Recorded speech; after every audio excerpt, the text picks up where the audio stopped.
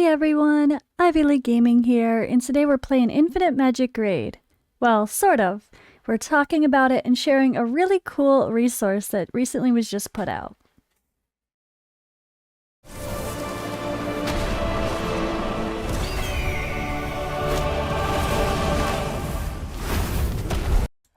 Alright, so we're going to go in and read this preface of this tier list. Of course, tier lists always take them as well, face value, right? It's one person, a couple person, whatever, a couple people, and their cumulative ideas and personal experiences, plus their own research. But depending on your account, everything will be different.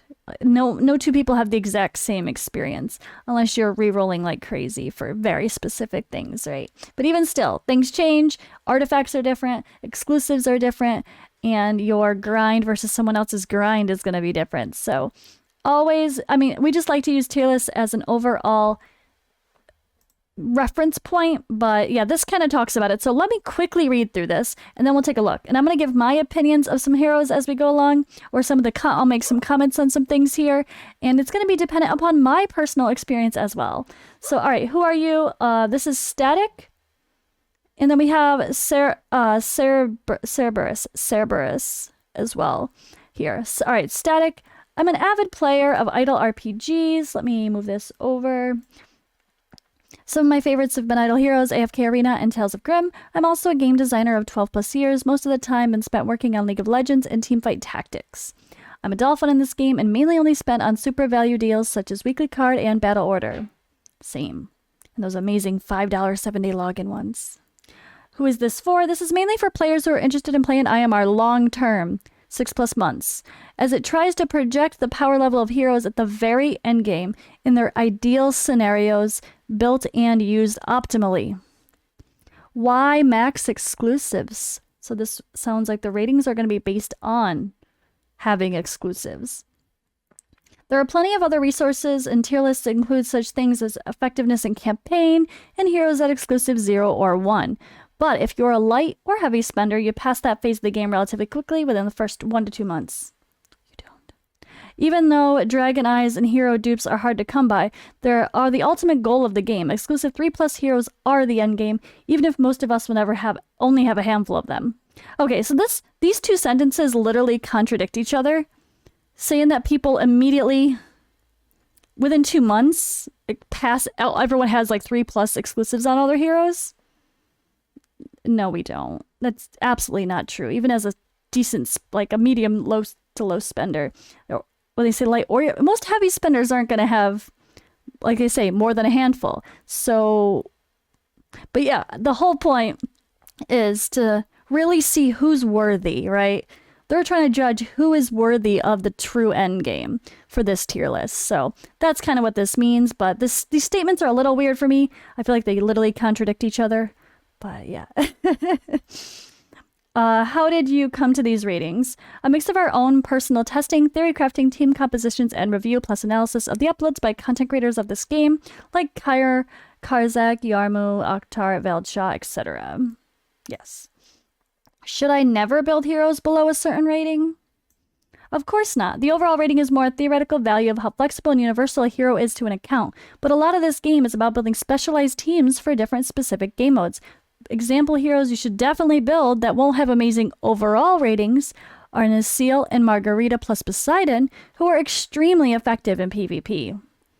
Yeah, I feel like Nacelle with exclusive 1 is one of the most exciting things people get on their accounts, period. Yet, is he great in every area of the game? No, it's just not logical. But I feel like he could still be useful. And so, anyway, I'm like, let's not get into that. All right, on top of that, every player's account is different. You should be making decisions based on the context of your account. And if you get a lot of dupes of a mid-tier hero, then they'll most likely be more effective than a non-exclusive version of a higher-rated hero. It's true, exclusives can really make or break a hero. Lastly, games are made for fun. If you're not having fun building meta heroes, then don't do it. If we as a community never experiment beyond our current understanding of the game, and then we'll never figure out new strategies and synergies that surely still have to be discovered. Blech, words are hard. Why is whatever hero rated so high or low? Frankly, power and balance in a game like this is largely subjective and sensitive to the experience and context of each account. For example, if I have perfect artifact rolls for a specific hero, or have other heroes that synergize well with them, they likely have a more inflated power level for my account relative to these rankings. Always make decisions relative to what you have and what you believe about the game. Don't listen to what others, including me, have to say. It's like listen, but don't listen. It's use it as a reference, but you've got to figure out how your account is going to benefit the most. Having said that, I'm happy to keep this a living document that is updated frequently as new heroes are released, heroes are buffed, nerfed, and new discoveries are made about other older heroes and their potential. Using this as a starting point to the game about the game, but ultimately make your own decisions. And then why is what given epic hero not listed here? Epic heroes that are unlisted are simply either too niche or not powerful enough to matter in the end game, in my opinion. This doesn't mean you can't build them. For example, raising Frey as a counter to Thar's shields in the Blue Mark Tower is a very reasonable decision. So, super niche, like that's a one specific role like that, like Frey. Not many people are going to build Frey for Blue Mark Tower if they need to, but it depends, right? It's going to be very account dependent and what else you get and what legends you get as well. One thing to note when it comes to epics is they cost more eggs to fully exclusive, but they cost much less scrolls, which is a huge bottleneck of the game. Epics are rightfully so cheaper to raise, so it's an additional upside. So it's weird. I feel like by the time you actually get to building epics in this game, are you really needing that epic anymore? Like, usually you would have found a better legend hero that's a little bit easier to build food-wise, but then you could say it's harder to build scroll-wise, so there's going to be pluses and minuses for both.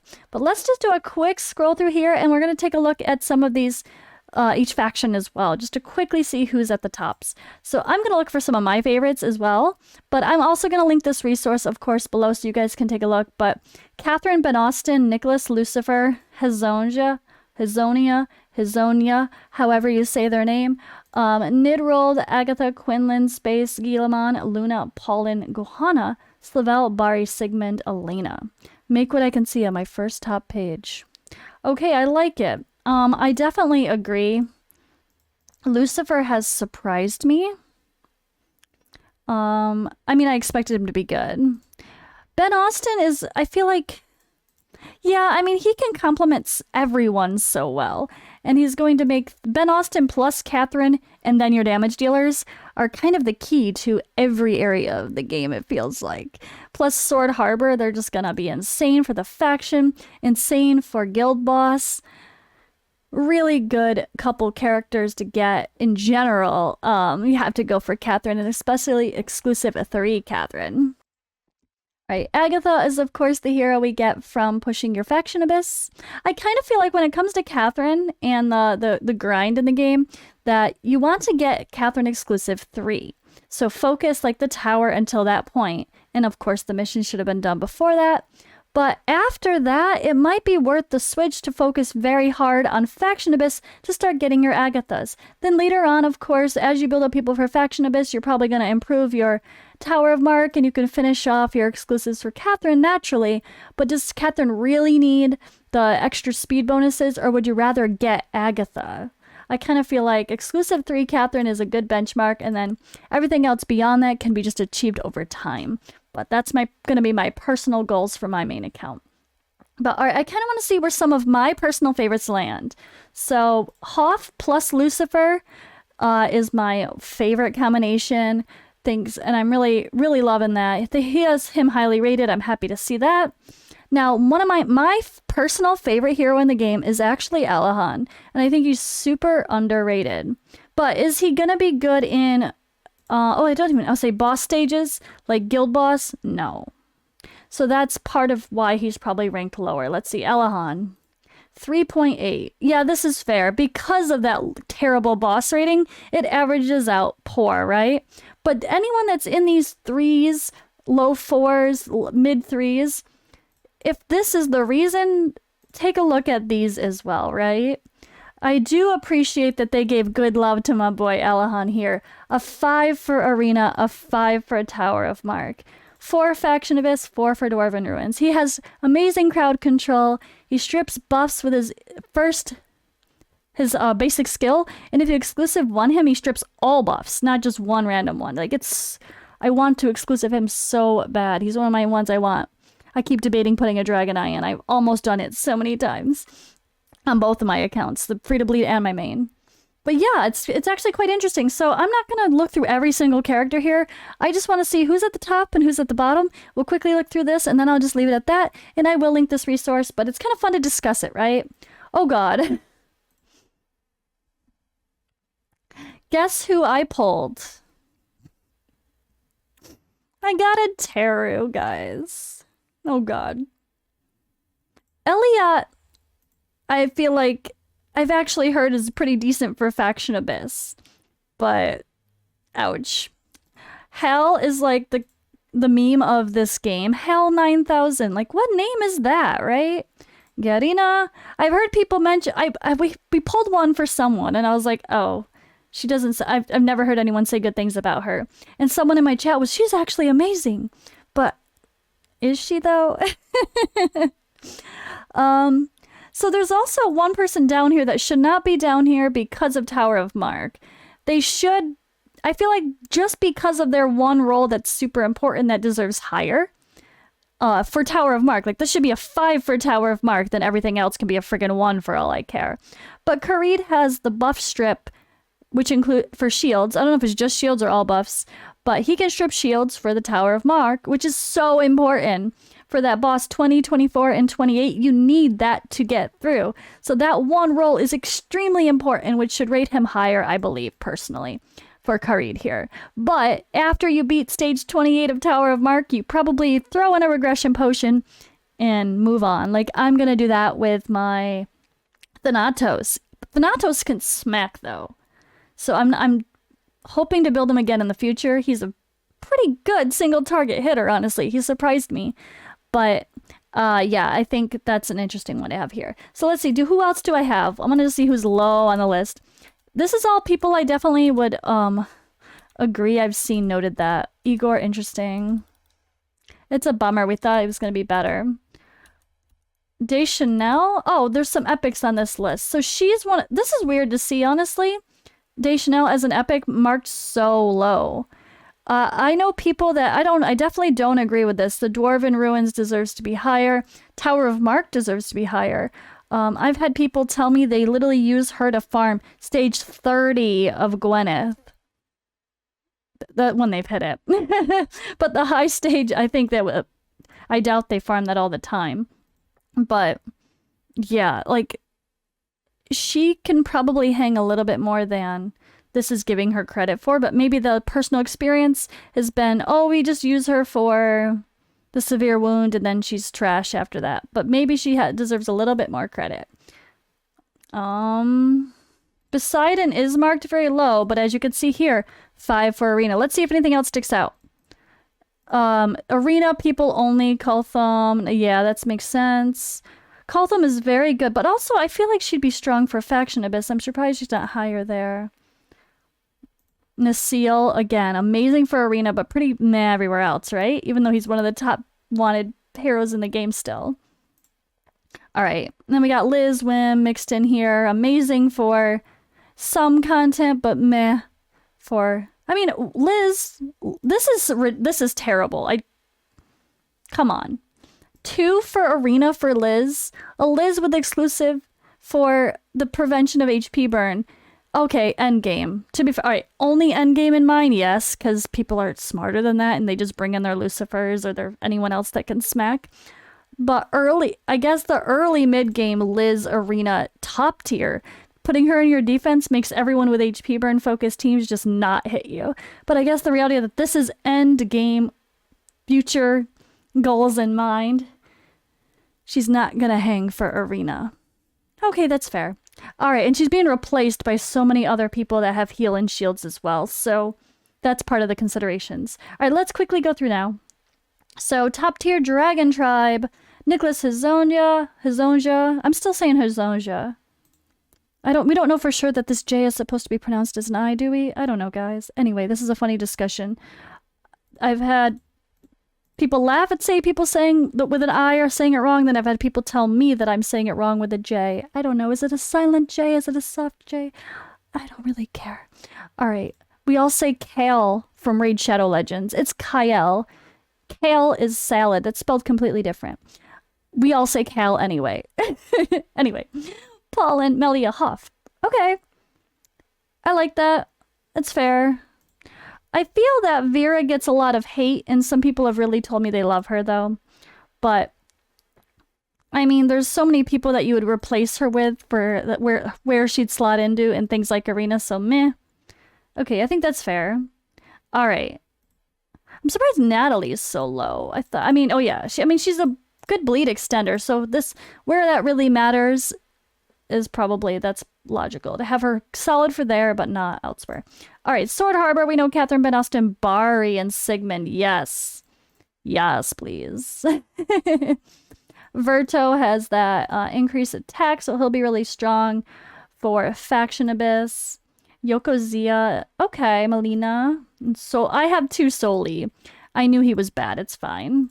Sunset Sages. Coltham is a epic, remember? She is at the bottom here, but she does have decent use for Arena. And probably Faction Abyss, depending on who else you have, honestly. Guhana at the top. I like that. That's interesting. I do love her. I do love her. Anita Elahan. Hey, there's my boy. Walter Slackjo with exclusive 3 is busted. That deserves to be at the top. No, he gets a 5 for Arena. Slackjo exclusive 3 just one-shots me anytime it happens. Insane. Also, Ruin is great for Arena. I agree. I'm loving my Ruin with exclusives. All right, we have Foresters. One of my most forgotten, along with the forgotten factions. Luna, of course. She's going to be the top support overall. Maeve, Taff, Megan. Okay. Teru, poor Teru, he's red. I knew this already. I can tell by his kit. But am I gonna need to use him because I have nobody else? Maybe. By the time I get there, though, where I actually care about this one specific faction, like, will I need him? Probably not. Let's be honest. All right, Doom Legion, obviously. Lucifer Focus, Oakman, 100%. Gunner, guys, is one of those buff strippers for Tower of Mark. Keep that in mind if you pull him. All right, Little Jack, but interesting. Elia at the bottom. Jennifer also pretty damn low. Yeah, I mean, Loof is an epic, keep in mind, but they can definitely be solid. I'm actually surprised. I thought they'd be better. They'd be rated higher against bosses. I know I've seen, one of the content creators do some damn good guild boss work with Loof, so that might need to be a little bit higher, honestly. All right, Holy Light Parliament, Elena Nordak. All right, of course. Elena's amazing. Elena and Alina, hey. Alina is the bleed, Elena's the support. Schindler, Olga, Igor at the bottom. Got it. Yeah, we really thought he was going to be the boss killer, right? He's the boss killer one, right? Am I thinking of the right person? I hope so. All right, Forgotten. The ones I've definitely forgotten. Allcaster now, since his buff is very solid hero. Definitely one I want to get soon after... Ben Austin's my next pick after I got Lucifer. His Sorrow and Tuck. Okay, I like it. Thanatos is key for Tower of Mark if you need a red mark buff stripper. So that's my job for him, and then I'm going to regress him. I'm really surprised to see her rated so low, honestly. Maybe she just falls off at the very late stages, but I still think she should be at a hang based on her kit. Plus what I've heard from at least one other person told me they use her in high levels of Gwyneth. Anyway, Eternal Sect, Agatha, Quinlan, Mamak, Shindo. Yeah, solid. Quinlan is bonkers. I love that character. I cannot wait to actually let my Free to Bleed use him, because he's definitely not part of the Free to Bleed idea, and HP burn is kind of cheating if it's like that. Sial, Kaal. Tower of Mark, buff stripper as well. Poseidon is amazing for Arena, but not everywhere else. Same thing, Kareed here. Again, I think Kareed deserves a higher Tower of Mark mention, but honestly, if you could choose, you would prefer to get Thanatos. Or probably so many others. Like Timmy. Timmy also is a buff stripper, but maybe gives a little bit more help to your team than Kareed would. Lukia at the top with Mutu as well. So Nameless Brotherhood is actually one of the strongest, I'd say, faction bonds with bonuses. When you notice you go into battle, you have some bonuses from having multiple units of the same faction. And Nameless Brotherhood gives you piercing rate. Really cool, I think. It's piercing. Now I'm like questioning myself. Anyway, I'm pretty sure. Wait, now I'm like, it's not crit rate. No, it's piercing rate. It's piercing rate. Super cool. So having multiple of them. Like Lukia plus Lomas, I feel really good combo together. Especially Faction Abyss. Look at them. Both rated 4s for Faction Abyss. Put them together. Let him AoE bleed, decrease defense, and his exclusives are really good. So glad Lomas actually made this list. I really wanted to build him. I just never got any exclusives on my free to bleed. All right, Garina there at the bottom. And then we have, last but not least, Wizard's Eye. Hal, of course, at the bottom with Valentine. I feel like I pull him more than any other hero in this game for other people. All right, and we got Nidrold at the top now. Space, Guillemets of Bell. Solid, I like it. All right, guys, let me know in the comments below. What do you think about this list? I think it's pretty good. It's pretty solid. There's just a couple I think might deserve a little bit more love, but also understanding that they mean super endgame and where they fall off. That's debatable, right? So I like it. I like the idea of the who's worthy of the end game idea and who's going to help you push faction wars to get those Agathas. That's going to help people really decide who to push for once they've got their Catherine and they're, all right, what's next? This is really going to be helpful. So hope you guys like this video and this discussion. The video was a little bit longer. Sorry about that. But yeah, I'll put the resource link in the comments below. And I'll see you in the next video.